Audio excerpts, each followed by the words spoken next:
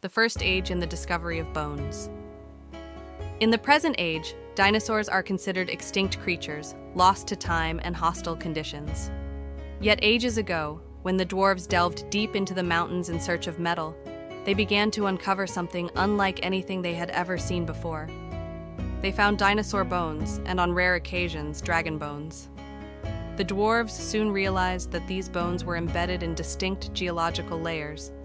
Carefully extracting them without causing damage, they began to use them as ceremonial ornaments and relics.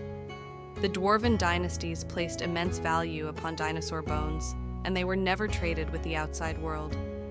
These remains were a sacred secret between the dwarves and their gods. Not even their closest allies, the elves, were entrusted with this knowledge.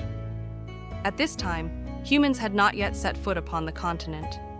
The first dwarf to discover dinosaur bones was a smith named Farman Firstfinder. The Middle Age and the rise of the timeless. For generations, the dwarves continued extracting dinosaur bones, but eventually the resources of their ancestral mountains began to dwindle. Rather than abandon their craft, they established distant mining colonies, determined to continue their work, both for metals and for newly discovered dinosaur species. This decision, however, drew curious eyes toward the secret Farman Firstfinder had hidden for so long. The dwarves were about to be tested. Humans arrived on the main continent during the Middle Age, few in number and lacking knowledge. The planet's unstable tectonic and seismic nature had destroyed islands, altered currents, and raised new land masses from the sea. Humans were scattered tribes who had fled their homelands so long ago that they no longer remembered where they came from. They did not arrive together, nor from a single origin. At this time, the elves ruled the continent. They despised the scent, speech, and ignorance of humans. The dwarves, however, viewed them differently. They employed humans in their mines and colonies, believing that learning the languages of these short-lived beings would grant them an advantage over the elves. The dwarven king even claimed that humans and dwarves were distant kin and welcomed them openly. Though this alliance disgusted the elves, a growing bond of cooperation formed. The dwarves personally constructed the first human city beneath the dwarven mountains. Then came the day of catastrophe. From the heart of a storm shrouded in mist, a dark ship emerged, drifting like a ghost upon the waves before anchoring at the shores of the main continent. From this vessel stepped an immortal being known as Timeless. Devoted to the dark arts, Timeless walked among mortals in human form. At first, he aided humans with magic, quickly gathering followers. In a short time, he had amassed an army of disciples. Worse still, among his ranks were the exiled elves, mages who had pushed elven magic too far and were cast out from their cities. Abandoned and bitter, they joined Timeless, and in time, he taught them forbidden arts. Among them stood a gifted female elven apprentice, Inanagathri. Timeless recognized her potential and nurtured her growing hatred toward elven society. He entrusted her with a task, to teach the dark arts to humans. As Timeless's power grew, he raised a magnificent wizard tower in the desert known as Erlik Desert.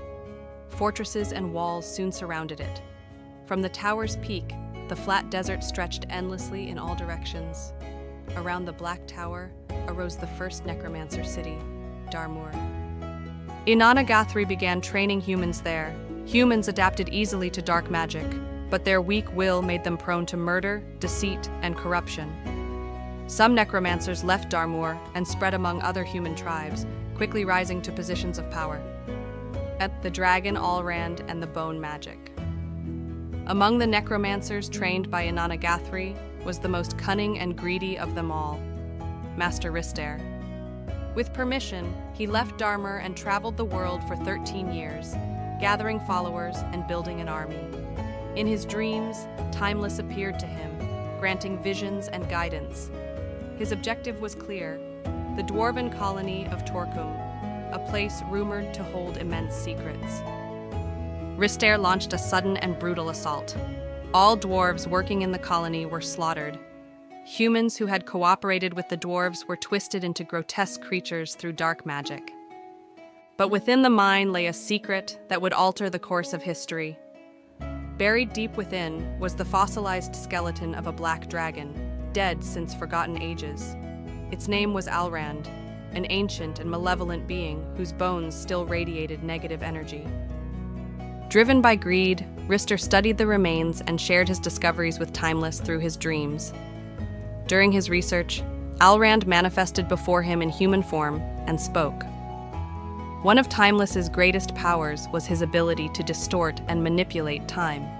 Through this power and dark magic, he enabled Alrand's return. Together, Alrand and Rister worked for days. From this collaboration, Rister learned the true nature of dinosaur and dragon bones. They could be used to bend time itself, briefly summoning creatures from their original era into the present. The first being summoned through bone magic was Alrand himself. The black dragon had returned. All other bones and relics were transported to Darmur. Alrand wished to remain permanently in the world, but the magic could only sustain him temporarily. Timeless, however, devised a solution. Elven blood and elven magic could anchor Alrand to this world. To enact this plan, bone magic was taught to all human mages. Inanna Gathri did not trust Alrand. As Timeless spent more time with the dragon, her jealousy grew. She rejected bone magic, though she still harbored hatred toward the elves. Rister, meanwhile, ascended toward mastery of necromancy and bone magic. He raided additional dwarven colonies, adding rideable dinosaurs to his legions. Human warriors mounted these beasts and unleashed savage assaults across the land. The world was not ready. The fall of Iverine. The elven capital, Iverine, was a city of unmatched power and beauty. Elven arrogance was woven into every stone and spire. Timeless sought its destruction. He gathered multiple armies from different human tribes, placing each under the command of a cursed apostle, wielding a dark staff. The number of these apostles remains unknown. Supported by dinosaurs and the black dragon, the armies advanced upon Iverine from all directions. One of these forces was led by Master Rister. A dwarven relief army sent to the city was annihilated by Rister, earning him the title Dwarf Slayer. When the siege reached its climax, Iverine resisted with all its ancient magic and elite warriors. Then, at the height of the battle, a cataclysmic explosion occurred. When the dust settled, neither city nor army remained. Even the dragon vanished. The cause of the explosion, the fate of Timeless, and the survivors of the battle are unknown. The explosion of Iverine marked the end of the Middle Age. For months afterward, the sun did not rise. Curses, magical storms, and anomalies spread across the main continent. Human kingdoms collapsed into warring tribes. The New Age. The campaign takes place in the New Age. Timeless and the Iverine explosion are nearly forgotten myths.